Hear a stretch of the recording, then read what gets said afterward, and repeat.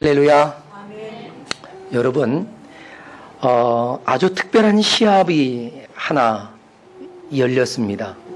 그것은 아빠 가시고기와 엄마 우렁이의 특별한 시합입니다. 그 시합의 내용을 보니까 더 흥미롭습니다. 그것은 누가 더 자식을 사랑하는가 하는 것입니다. 누가 더 자식을 사랑하는가. 우선 아빠 가시고기가 먼저 출전을 했습니다. 아빠 가시고기는요, 엄마 가시고기가 알을 낳아준 것을 지키면서요, 그 알이 다 부화되어서 떠나가기 전까지 그 아빠 가시고기는 알이 있는 곳을 끝까지 지킵니다. 먹지도 않습니다. 끝까지 지키면서 신선한 공기와 물을 제공해 줍니다. 침입자가 오면 온몸으로 막아냅니다. 그리고 드디어 새끼들이 둥지를 떠날 때쯤에 그는 그의 생을 마감하는 바로 그런 작은 물고기의 인생을 산다는 것입니다. 가족을 위해 수고하다가 조용히 한 세상을 마감하는 아버지들의 그 모습을 보여주는 아주 감동적인 드라마가 아닌가 하는 생각을 합니다. 이에 질세라 엄마 우렁이가 이제 그 모성애를 보여줍니다. 엄마 우렁이는요, 자기 껍질 안에 알을 낳습니다. 그리고 그 알들이 부화돼서 어머니의 살을 조금씩 파먹으며 성장합니다. 그리고 마침내 엄마 우렁이는 한 점의 살도 남김없이 새끼들에게 다 먹이로 주고 빈 껍데기가 되어서 조용히 물에 떠내려 간다고 합니다. 여러분, 가족을 위해 생명을 다하기까지 희생하는 우리들의 어머니, 마치 이 엄마 우렁이를 닮지 않았는가 생각해 봅니다. 이 아주 특별한 시합은요, 누구의 승리로 끝났을까요? 여러분, 가족을 보호하는 울타리가 되어진 아빠의 희생, 살을 떼어 먹이는 어머니의 그 생명을 다한 사랑, 사실 이 두 모습은 동일하게 자녀 사랑에 대한 금메달감이 아닌가 싶습니다. 사랑하는 여러분, 오늘 우리는 어버이주를 맞습니다. 우리의 부모님은요, 가시고기와 우렁이의 그 자녀 사랑 못지않은 위대한 사랑이라는 것을 우리 중 어느 누구도 부인하지는 않을 것이라고 믿습니다. 그러나 안타까운 사실은요, 이 사실을 받아들이려고 하지 않는 사람들도 이 시대에 적지 않다는 사실이 저를 좀 놀라게 했습니다. 왜 그들은 그 부모님의 사랑을 잘 받아들이지 않는가? 왜 잘 이해하지 못하는가 하는 것입니다. 왜 이 시대 많은 자녀들이 그 부모의 사랑과 수고와 헌신을 인정하지 못할까 하는 거였습니다. 우리는 오늘 본문의 말씀을 통해서 좀 더 다양한 관점으로 이해함으로써 그 이유를 좀 깨달았으면 좋겠다는 생각이 듭니다. 그리고 우리의 작지만 너무나 큰 실수를 발견해내고 인정할 수 없었던 것을 인정해 드리고 또 깨닫지 못했던 것들을 깨닫는 그런 시간이 이 시간 되었으면 좋겠습니다. 여러분, 오늘 본문은요, 하나님께서 우리 인생들에게 복을 약속하시면서 지키라고 명령하신 계명입니다. 왜 하나님께서 너무나도 당연한 이 계명에 복을 주시겠다는 약속까지 더하시면서 지켜내라고 행하라고 하셨을까요? 그것은 사실 너무나도 쉽고 간단한 답을 가지고 있습니다. 이 계명이 바로 우리 인생의 가장 행복한 삶을 만들어줄 수 있는 소중한 부분이기 때문입니다. 다시 말해서 행복을 위한 절대의 가치라고 해도 틀리지 않은 부분이다라고 하는 것입니다. 그래서 하나님께서는 이 계명을 지켜 행하는 자들에게 복 주실 것을 공약으로 내걸고 또 지켜 행한 자녀들마다 행한 대로 복을 주셨습니다. 그리고 그렇게 살았던 자녀마다 또한 가정마다 행복하고 아름다운 가정을 이룰 수가 있었다는 사실입니다. 여러분, 오늘 본문을 조용히 묵상하다가 사실 제 마음에 언뜻 떠오른 생각이 있었습니다. 그것은 자녀다움이었습니다. 자녀다움. 하나님은 우리가 정말 참된 자녀답기를 원하신다는 것을 알았습니다. 자녀다움이라는 단어에 여러분 부정적인 반응을 보이는 사람들도 있더라고요. 왜요? 그들은 그렇게 말합니다. 부모가 먼저 부모다워야 자녀도 자녀다울 수 있지 않습니까? 라고 말합니다. 틀린 것 같진 않아요. 하지만 뭔가가 좀 부족한 느낌이 듭니다.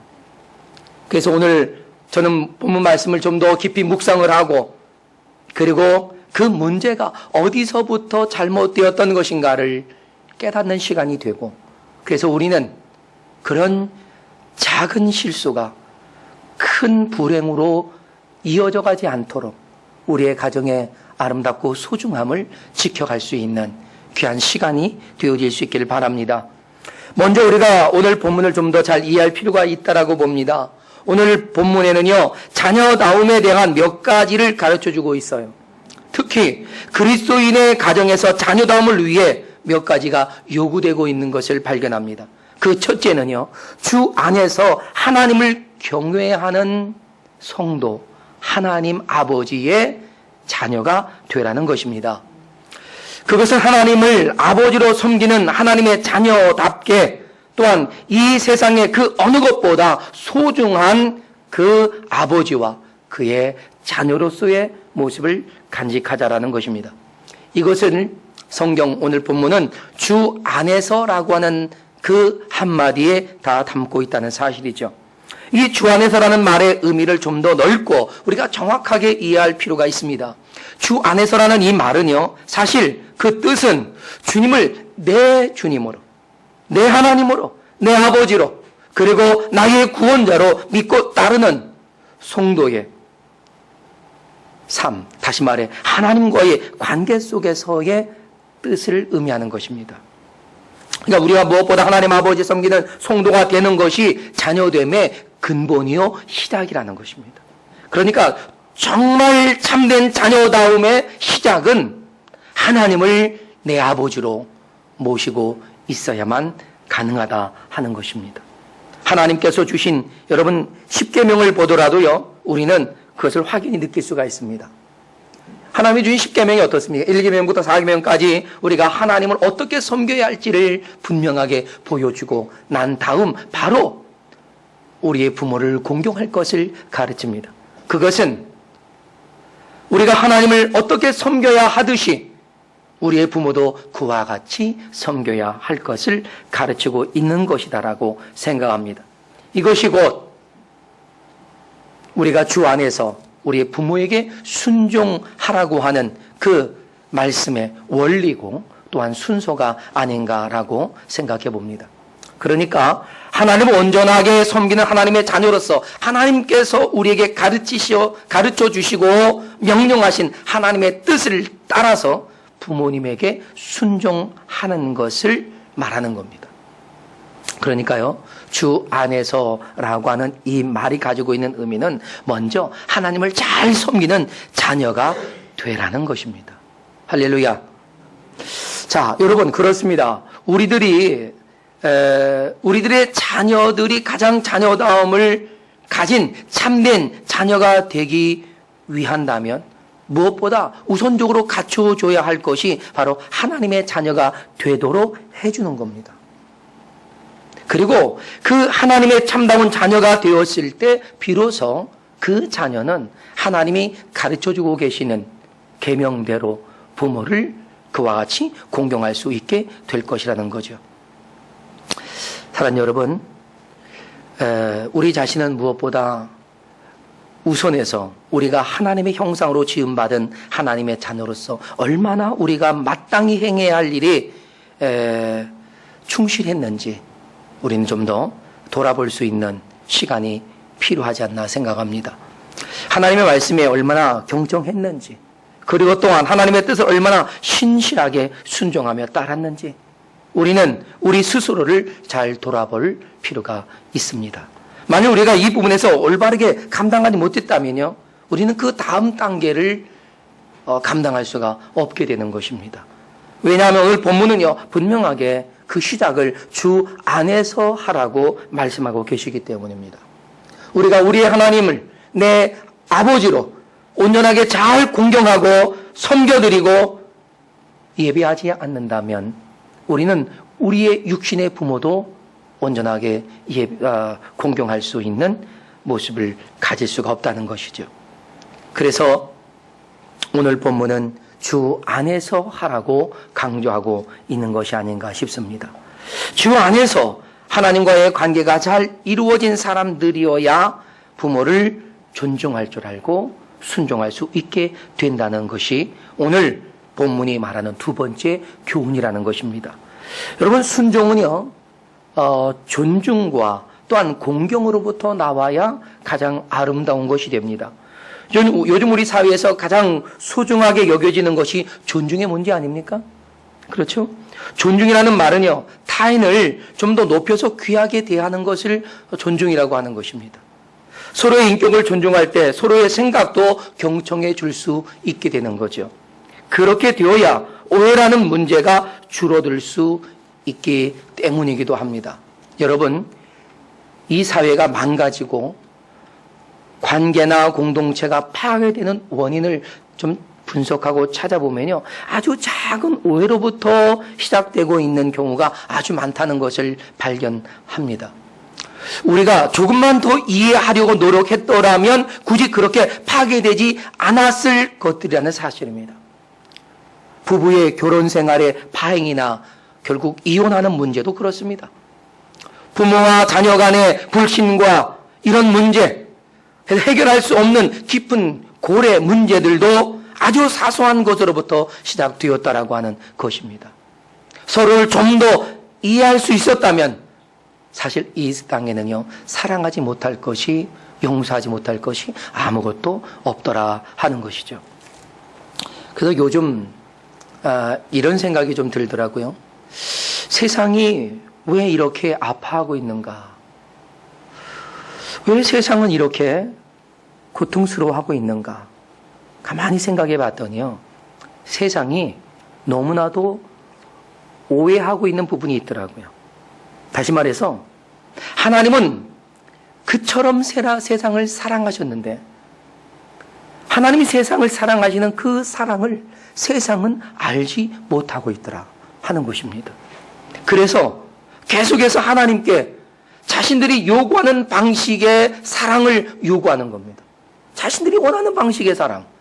그러나 하나님은 우리가 원하는 식의 사랑이라기보다는 가장 온전한 사랑으로 우리를 사랑하고 계셨습니다. 그러니까 서로가 이해가 부족했던 것이죠. 우리는 하나님의 사랑을 이해하지 못했습니다. 이해하지 못하다 보니까 계속해서 하나님에 대한 원망, 그리고 세상에 대한 원망, 그리고 그런 원망의 모습이 파괴적인, 폭력적인 반응으로 나타나더라 하는 것이죠. 그러다 보니까 점점 세상은 아파하고 세상은 병들고 또한 세상에서 많은 사람들이 희망을 잃어버리고 있더라 하는 것입니다. 그래서 왜 이렇게 됐는가 생각을 하고 또 묵상을 하다 보니까 그 이유는 아주 간단한, 아주 단순한 것에서 찾았습니다. 그것은 바로 존중이라고 하는 문제였습니다. 제가 횡설수설하는 것 같지요? 그렇지 않습니다. 네. 하나님과 우리의 관계에서 하나님은 우리를 늘 존중해 오셨다는 사실을 여러분 아십니까? 그러나 우리는 어떻습니까? 우리가 하나님을 존중했나요? 물론 존중하셨을지도 모릅니다. 그러나 우리는 하나님을 별로 인정하지도 않고 하나님이 하나님 되심을 부정하려고 하는 삶을 우리가 수없이 살아왔다는 사실을 우리는 냉정하게 우리 스스로를 판단낼 줄 알아야 합니다. 하나님이 하나님 되심을 우리가 인정했더라면 우리는 주님께 대하여 그렇게 불신하지도 또 원망하지도 않았을 겁니다. 심지어 배도하고 떠나가는 그런 일도 없었을 것이다 하는 것입니다. 사람들은 어떻습니까? 자신의 소리만 높입니다. 하나님의 사랑하심을 깨닫지도 못한 채 소리만 지르는 그런 광야에 살았던 이스라엘 백성들처럼 말이죠. 자기 소리만 높이는 거예요. 그리고 하나님을 원망합니다.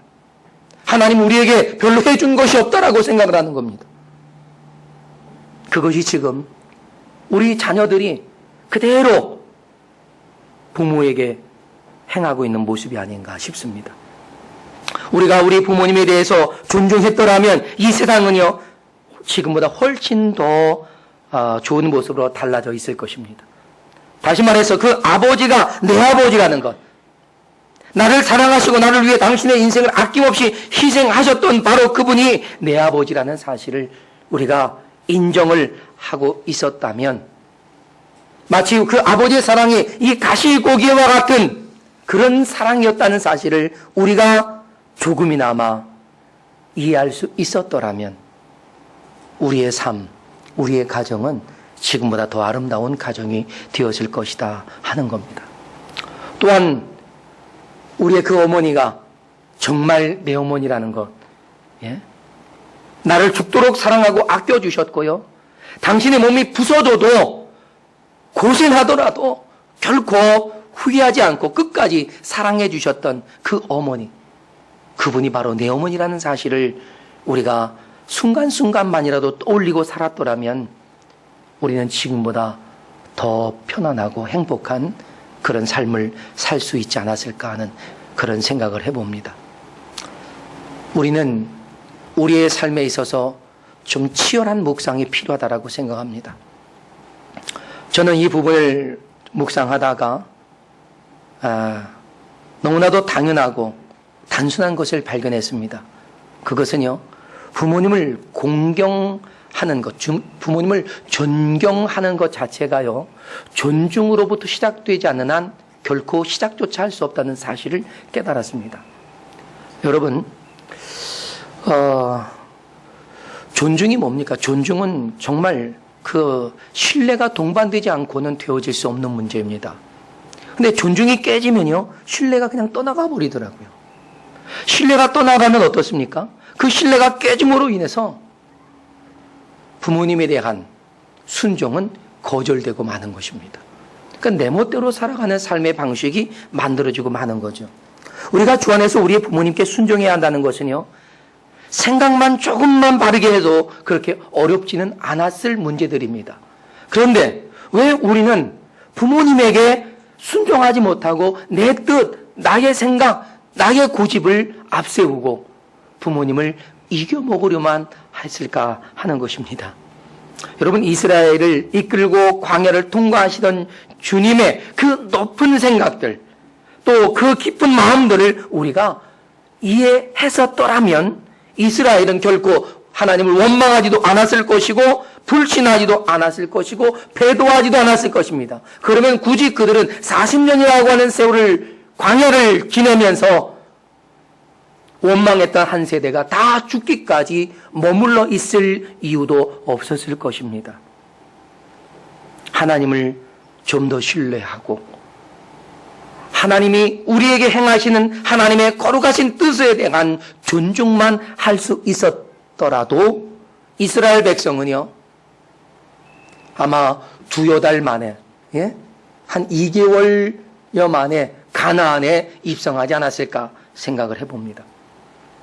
그러나 그들은 하나님을 신뢰하지 못했고 그로 인해서 하나님의 뜻대로 순종하지 않았고 결국 그 책임은 그들 스스로 짊어져야 했던 것입니다.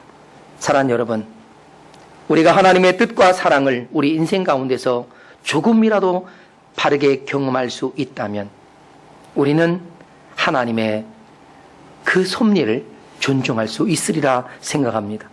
우리의 삶이 조금은 힘들고 버겁고 어려울지라도 하나님의 선하신 뜻을 신뢰하고 의지하고 나아가는 우리는 견뎌낼 수 있는 믿음을 가질 수 있게 될 것이라고 하는 사실입니다.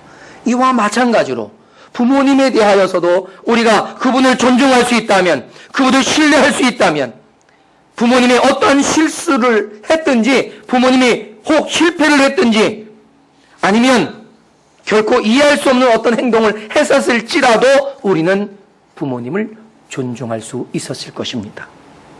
그리고 그 부모님께 순종할 수도 있었겠지요. 존중의 문제가 깨지는 이유는요, 충분히 이해하려고 하지 않았기 때문이라는 사실을 발견합니다. 이해가 부족한 가정에서 존중이라고 하는 것은요, 사라져버리고 그 가정은 파괴되는 것을 봅니다. 그러다 보니까 인륜이며 또한 천륜이며 하는 것들이 실종되어져 가는 그런 현실의 문제들을 맞닥뜨리게 된 것입니다. 사랑하는 여러분, 여러분은 여러분의 부모님을 존중하고 계신가요? 그분의 말씀을 존중하십니까?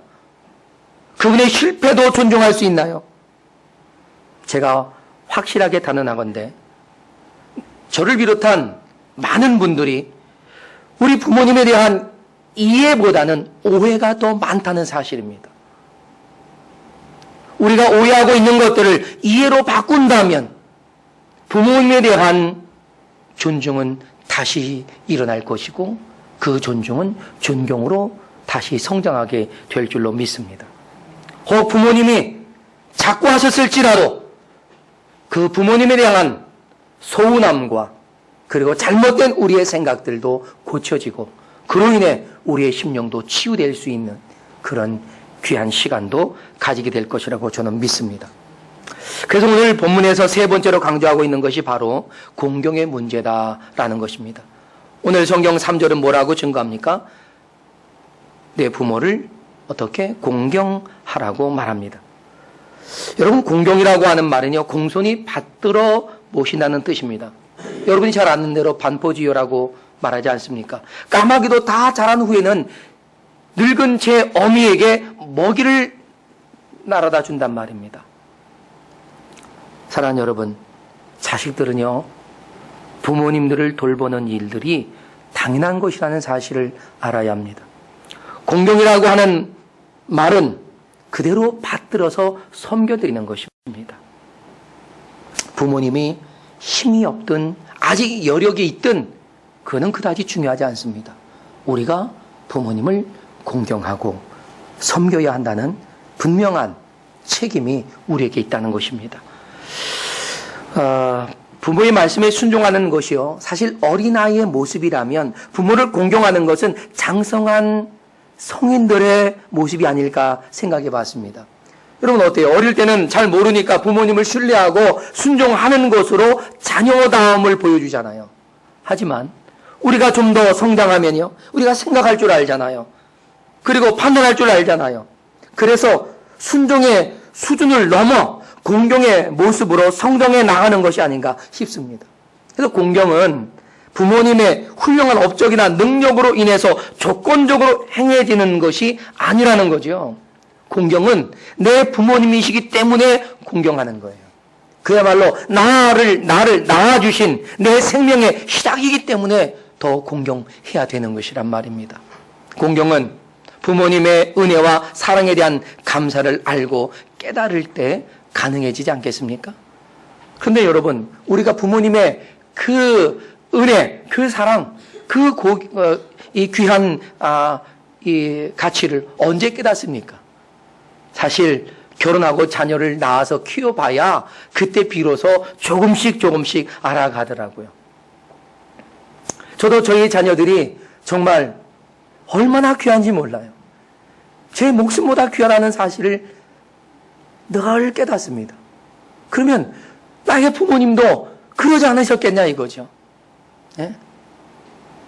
제가 저희 아버님께 이 꿀밤을 많이 받기도 했지만 아버님에 대한 기억이요, 메마른 기억이 더 많지만 그러나 저는 저를 그렇게 훈계해주고 매를 들어주신 아버지가 얼마나 감사한지 모릅니다. 그 매를 맞지 않았다면 저는 그나마 이 정도도 되지 못했을 것이다 하는 거지요. 여러분, 감사하십시오. 그리고 그분들에 대한 공경하는 마음이 여러분에게 다시 새로워질 수 있기를 바랍니다. 그래서 저는 저희 자녀를 볼 때마다 너무나 사랑스러우면서도 그러면서 부모님의 그 사랑이 자꾸만 제 마음을 이렇게 흔드는 것을 봅니다. 지금도 어머니 댁에 가서 어머니를 뵙고 또 아버님의 사진을 이렇게 보면 가슴에서요, 정말로 내 마음에서 그 감사함이 이렇게 묻어납니다.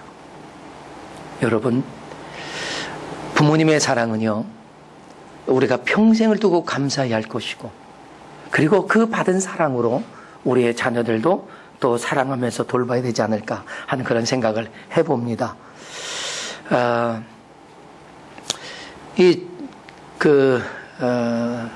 우리 부모님이 우리를 얼마나 귀하게 돌보셨습니까? 그야말로 당신을 돌보기보다 자식들을 돌보는 일을 항상 먼저 하셨던 분들 아니에요? 그렇게 나이가 들어가셨고 그렇게 늙으신 부모님을 우리는 봅니다. 이제 그분들을 돌보고 섬겨드리는 것이 너무나도 당연한 것이라고 여겨지면서 그래서 공경하는 마음을 가져야 된다 하는 거죠. 사실 여러분, 어버이날에 우리의 가슴에 이렇게 달아주는 카네이션, 왜 하필이면 카네이션을 달아드릴까요? 그것은 카네이션의 이것이요, 꽃들 중에서 사실 가장 주름이 많은 꽃 중에 하나랍니다. 그러니까 자녀를 키우고 돌보아 주시다가 자신의 그 예뻤던 얼굴 그리고 고왔던 손이 쭈글쭈글하게 깊은 주름들로 만들어진 부모님을 보면서 그 은혜에 감사하는 마음을 담은 것이 카네이션을 가슴에 달아드리는 것이라는 것입니다.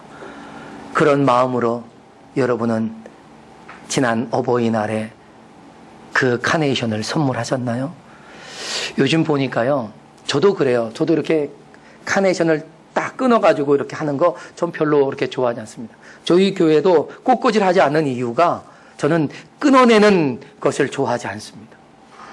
그래서 끊어내는 것은 하지 말자. 귀향에 하려면 이렇게 나무를 갖다 놔라.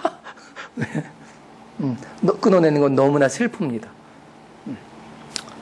그러니까 요즘은 그래서 가슴에 달아드리지 않고요, 이 대부분 이 화분으로 해서 선물하더라고요. 저도 이번에 3개를 사가지고 저희 장모님 댁에도 하나 갖다 드리고 어머님에게도 갖다 드리고 또 늘 우리를 자식처럼 돌봐주시는 권사님에게도 갖다 드리고 해서 화분을 딱 해서 선물을 했습니다. 그분들의 사랑을 어찌 우리가 그 감사의 표시로 대신할 수 있겠습니까? 그러나 우리에게 마음에는 그와 비교할 수 없는 감사하는 마음을 담아서 부모를 공경하는 그러한 우리가 될 수 있으면 좋겠다 하는 생각을 해봅니다. 자, 여러분, 이 부모를 공경하는 문제는 사실 아무리 강조해도 지나치지 않다고 생각합니다. 그런데 아주 못된 자식들의 입버릇처럼 하는 말이 있어요. 그게 뭐냐 하면 부모님이 나를 위해 해준 게 뭐가 있냐는 말이에요. 네? 저는 그런 말을 들을 때마다 이건 못된 녀석들의 궤변이다 라고만 생각이 됩니다. 부모님이 해주신 것 어찌 그것을 모르냔 말이에요. 여러분도 그렇게 생각하십니까? 그러나 정말 우리가 정직하다면요, 우리는 그 상황을 반대로 말해야 돼요. 내가 부모님께 해드린 것이 뭐가 있느냐라고 우리 스스로 반성을 해야 되는 것이지 어찌 부모님이 내게 해준 것이 없느냐고 말합니까? 여러분, 아니더라고요. 우리의 부모님은요, 우리 하나님이 우리를 구원하시기 위해서 독생자 예수 그리스도를 보내주시고 십자가에 달아 죽게 하시기까지 사랑하셨던 그 사랑만큼이나 우리를 사랑하신 분들입니다. 믿습니까? 그 사랑은 세상에 어디서도 발견할 수 없는 바로 그런 사랑이라는 사실입니다. 혹시 여러분 몇 해 전에 개봉됐던 영화 I am Sam이라고 하는 영화를 보셨는지 모릅니다. 가족 드라마인데요. 그 그 아빠가 지적 장애를 가지고 있어서 7살 정도의 지능만 가지고 있습니다.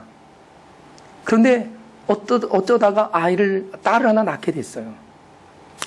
그 딸을 낳고 엄마는 그냥 가버렸습니다. 근데 아빠 혼자서 키워야 되는데 이 아빠가 지적 장애가 있으니까 미국은 어떻습니까? 미국 사회는 그런 아이는 국가가 키워주겠다라고 그냥 뺏어가 버립니다. 그 아이를 다시 되찾기 위해 얼마나 힘쓰면서 노력하면서 법과 싸우는지 모릅니다. 결국에 마지막에는요, 그 아이를 찾아와요. 그런데 그 찾아오는 장면이 참 감동적입니다.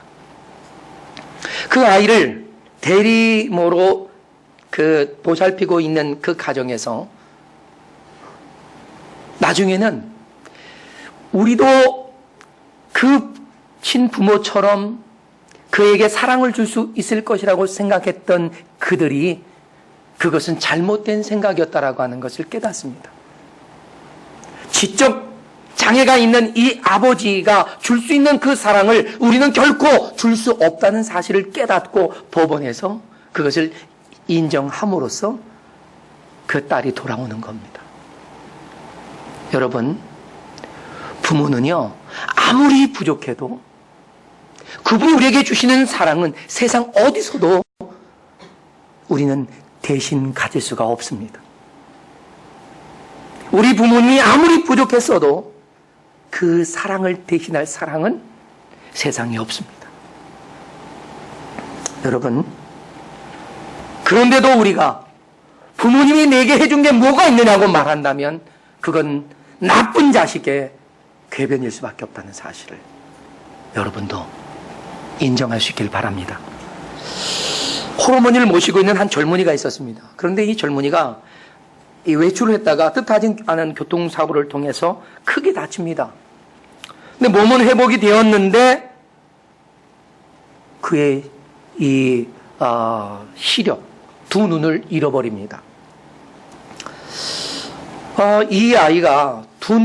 이 청년이 두 눈을 잃고 난 다음에 얼마나 그 상황을 받아들일 수 없었던지 마음의 문을 그냥 완전히 닫아버렸습니다. 그리고 인생을 비관하면서 우울한 삶을 살아갑니다. 그것을 지켜보고 있는 어머니는 얼마나 마음이 괴로웠는지 몰라요. 그러다가 어느 날 그 청년에게 기쁜 소식이 하나 전해옵니다. 그래서 엄마는 그 아들에게 말합니다. 얘야, 정말 기쁜 소식이 있다. 누군지 모르지만 너에게 한쪽 눈을 제공해 주신다는 분이 생겼다. 하지만 그 아들은요, 그 수술을 받으려고 하지 않습니다. 왠지 아십니까? 한쪽 눈만 가지고는 애꾸로 살아가는 것 자체가 더 우습다는 것입니다. 하지만 엄마의 눈물 어린 당부로 인해서 그 간곡한 애원을 마지못해 수술을 받습니다. 드디어 청년은 수술을 받습니다. 그리고 한쪽 눈을 이제 회복하고 있습니다. 아직은 붕대를 가리고 있죠. 그러면서도 그 어머니에게 이 아들은 말합니다. 어머니, 앞으로 저는 이 애꾸 눈으로 어떻게 살아가려고 하는 것입니까? 창피해서 어떻게 삽니까? 그렇게 투정을 부리고 있었습니다. 그러다 얼마 후 그는 이제 눈의 붕대를 풀어야 할 때가 되었습니다.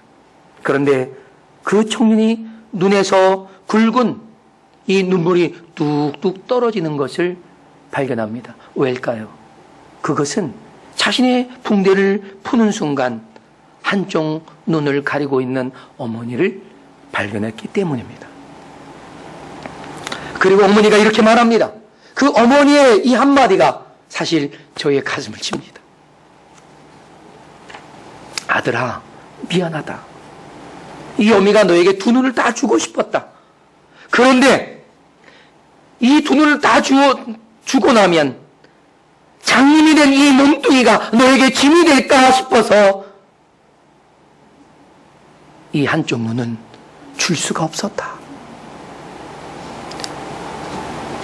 그리고 이 모자가 부둥켜 안고 우는 거예요. 그렇습니다. 우리의 부모님은요, 다 죽어도 더 주고 싶은 것이 있어서 그래서 가슴 아파하고 그래서 힘들어하는 겁니다. 이런 분이 저와 여러분의 부모님이십니다. 믿습니까? 그렇다면 우리는 이런 부모님을 공경하지 않을 수 있겠습니까?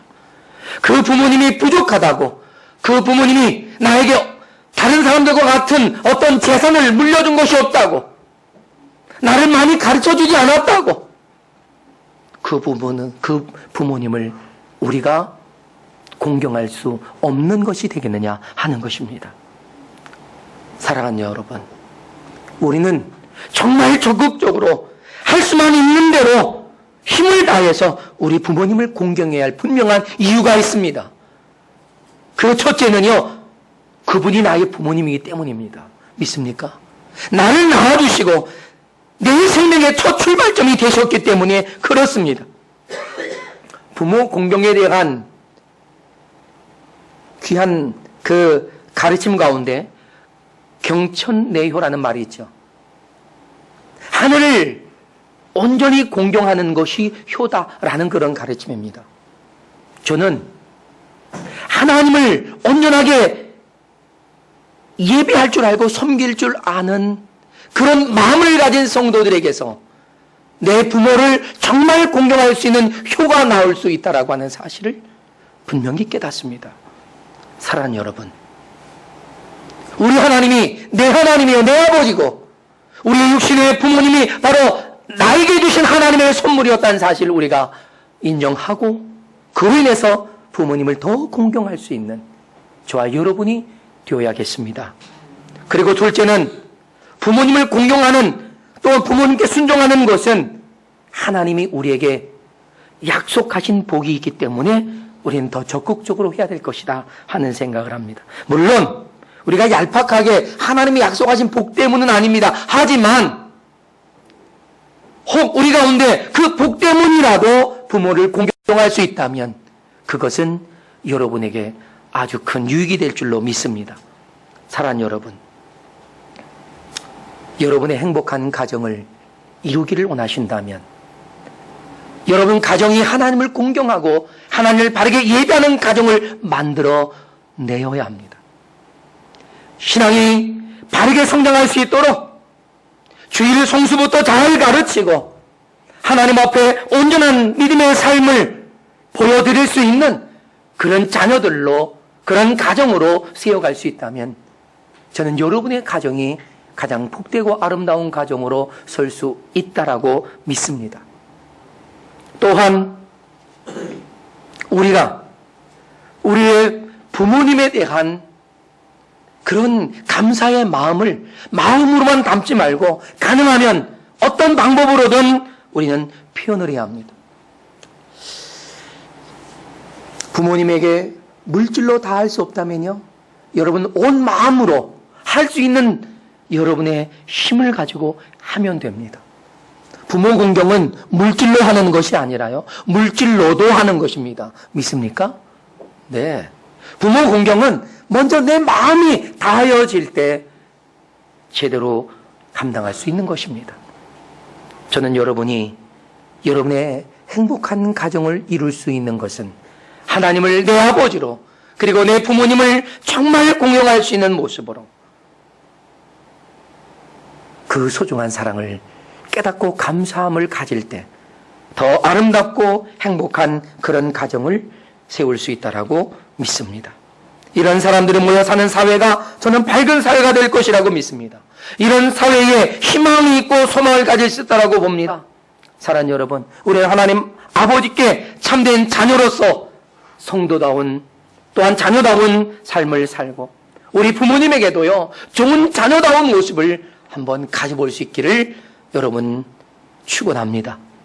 그렇게 되면 여러분도 이 땅에서 잘되고 형통하고 장수하는 하나님의 복을 더불어 누릴 수 있게 되리라고 믿습니다. 그런 복이, 그런 아름다운 가정이 저와 여러분의 가정에서 이루어질 수 있기를 주님의 이름으로 축원합니다. 이 시간 다 같이 일어나겠습니다. 그리고 함께 이 시간 기도하며 나아가겠습니다. 하나님 앞에, 하나님이요, 우리로 하나님 앞에 참된 자녀다움의 모습을 가지고 우리 부모님을 잘 섬길 수 있는 참된 자녀다움의 모습을 가질 수 있도록, 혹 우리가 그리하지 못했다면 회개하고 더 잘 섬길 수 있는 우리가 되고, 그럴 때는 아름답고 복된 화목한 하나님의 그런 가정을 세울 수 있는 우리 모두가 될 수 있도록 도와달라고 우리 하나님 앞에 결단하며 기도하며 나아갈 수 있기를 바랍니다. 함께 시간 기도하겠습니다.